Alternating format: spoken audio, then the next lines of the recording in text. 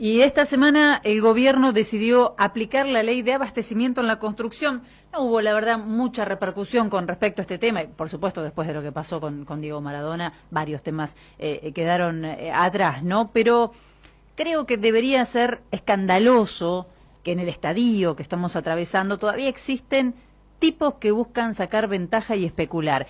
El gobierno está intentando activarlo, viene diciendo, están poniendo el acento en la construcción para reactivar la economía, empezaron este año, el año que viene se va a duplicar, por lo que dicen la obra pública, y lo que aparece, la contracara, son faltantes o abusos en los precios. Tenemos números de pobreza alarmantes. Afecta principalmente la pobreza a la infancia, ya lo hemos dicho muchas veces en este programa, pero hay que pedirle permiso a los sectores concentrados de la economía en Argentina para reactivar la economía, permiso para generar trabajo. Hay que esperar que se les ocurra dejar de lado la especulación con el dólar o con lo que sea. Reactivar la economía, generar trabajo, debería ser una cuestión de Estado, debería encontrarnos a todos y a todas haciendo nuestro mejor esfuerzo. Pero el mejor esfuerzo hasta aquí lo siguen haciendo los que menos tienen, que durante todos estos meses siguieron pagando cualquier cosa, la verdad, cualquier cosa, veníamos hablando de eso, para poder comer. ¿Cuánto falta? No me pregunto yo solamente esto, se lo preguntan muchos porque es un tema verdaderamente inquietante. ¿Cuánto falta para que se tomen medidas como estas, medidas drásticas, pero con respecto a los alimentos? La pobreza no dejó de ser un problema, todo lo contrario. ¿Por qué no estamos hablando de esto? ¿Por qué un par hoy logra seguir enriqueciéndose con la miseria de muchos? Estoy segura que guardar silencio con respecto a este tema termina avalando esas avivadas que son históricas, no empezaron ayer, pero son mucho más graves, me parece ahora, justamente por este contexto que estoy relatando. Avivadas que dejan afuera a millones de argentinos y argentinas. El ministro Guzmán señala, les recomendaba la nota en página 12 hoy, que están pensando en mesas de coordinación para controlar, entre otras medidas, ¿no? Coordinación de precios, una mesa de coordinación de precios con diferentes sectores, entiende que allí estarán los formadores de precios, para controlar la inflación. Es verdad, hay que decir, este año fue más baja que en los años anteriores, pero insisto, el contexto es peor, hay más gente en la pobreza y el gobierno ha tomado medidas que deberían haber tenido una mejor respuesta, como por ejemplo mantener congelada la energía. La especulación hoy está a la orden del día. Da la sensación que los tiempos de las políticas son mucho más lentos que los tiempos de aquellos que tienen hoy la urgencia de comer, sencillamente, vivir. Esta semana el Senado podrá convertir en ley el aporte extraordinario a las grandes fortunas que alcanzará a unas 12.000 personas. El llanto trillado y vergonzoso de los que más acumularon se va a repetir.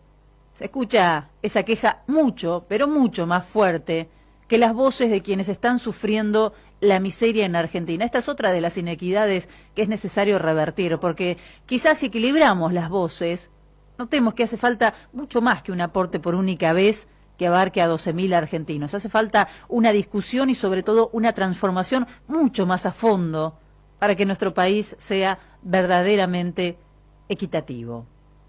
Algunos datos de la semana que marcan esa inequidad y que indignan. En octubre, el mes en el que el gobierno le bajó las retenciones a los sectores exportadores para garantizar liquidaciones y llegada de dólares, justo en ese mes, las exportaciones de soja cayeron en un 40%. Esa fue la respuesta. Las exportaciones de soja, aún con los precios internacionales a la suba, con buen precio, cayeron. Pero no solamente de soja. Según datos del INDEC, también cayeron exportaciones de petróleo, carne, minerales, entre ellos, todos especulando o forzando una devaluación. Otro dato. El gobierno hizo efectiva la promesa de compensar a pequeños y medianos productores de la soja por liquidaciones realizadas entre los meses de febrero y septiembre. Era una promesa que había hecho el presidente Alberto Fernández y se entiende que está bien porque es atender a los productores más pequeños, medianos, establecer una diferenciación porque no todos son iguales.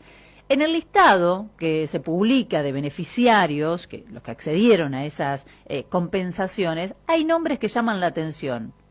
Luciano Míguez, ¿le suena? Mario Llambías, integrantes ambos de la mesa de enlace en el año 2008. Recuerdo un artículo del portal La Política Online que ya Echeverre había sido noticia cuando se benefició con los ATP, ¿sí? Pertenece a este sector que tanto resiste a las medidas del gobierno y que tanto resiste a este aporte extraordinario a las grandes fortunas. Es decir, los sectores que siempre apelan al mismo discurso y aseguran que bancan a todos, porque es eso, ellos sostienen al Estado y el Estado supuestamente banca vagos, ¿no? Porque más o menos el discurso va para ahí. Bueno, son los primeros en beneficiarse de las políticas que se aplican y me parece que está muy bien saberlo, hay que tenerlo en cuenta. Es imposible no mencionar a Maradona, porque la semana quedó atravesada por la muerte del ídolo, lo veníamos repasando con Martín. Ineludible, vamos a hablar de él seguramente mucho tiempo más, porque su figura además tiene que ver con las inequidades, tiene que ver con la injusticia, con la crueldad de la pobreza. Y lo insólito es cómo Diego Maradona esta semana se metió en todos los debates. No solamente hablamos de fútbol, hablamos de política. Se metió en el feminismo, incluso generando debates tan interesantes como necesarios. Difícil decir algo más después de todo lo dicho, pero más difícil es sortear su figura. La argentinidad al palo, me parece, es lo que vimos. La figura del Diego exacerbó todo, lo bueno y lo malo, el amor y el odio. Hubo más amor que odio, quiero decirlo. Hubo más bueno que malo. La solidaridad y las mezquindades. Es que ese don también tenía Diego, el de lograr que quede expuesto lo mejor y lo peor de cada uno de nosotros al intentar abordarlo. Los que con el dedo juzgador a la hora de la muerte creyeron que era mejor revolver en las miserias, los y las que prefirieron quedarse con la grandeza. Los que carentes de eso, justamente de grandeza, prefirieron señalar proezas únicamente dentro de la cancha y desmarcar todo aquello que en definitiva fue lo que completó la figura del 10.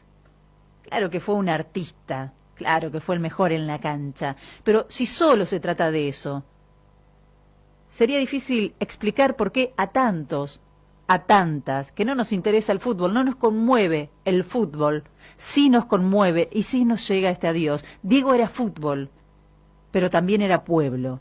Diego hizo feliz a su gente y supo también resumir nuestras contradicciones. Fue líder adentro y afuera de la cancha.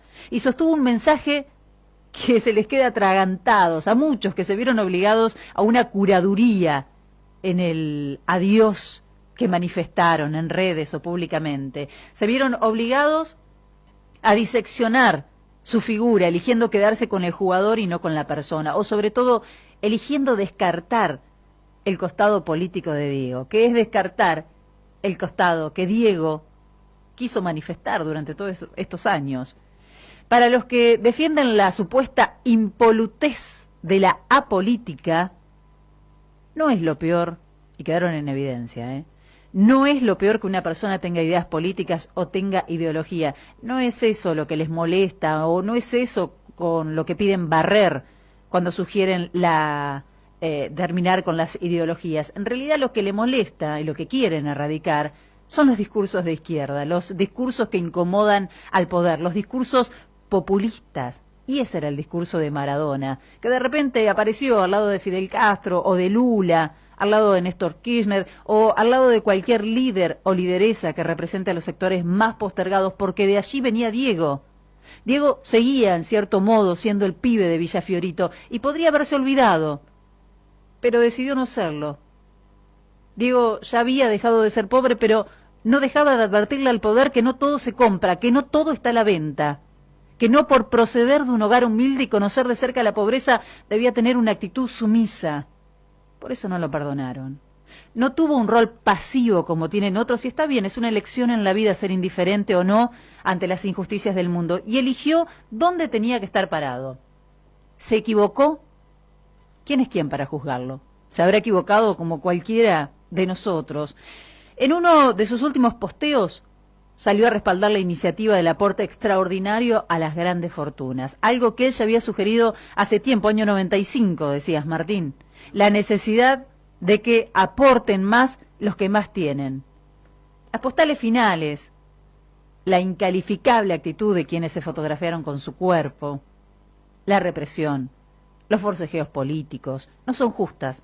No solo no son justas para Diego, sino para esa masa que con un sentimiento colectivo esperaba pacientemente para despedirlo en paz, con alegría, en muchos casos, con cánticos, postales increíbles, amorosas.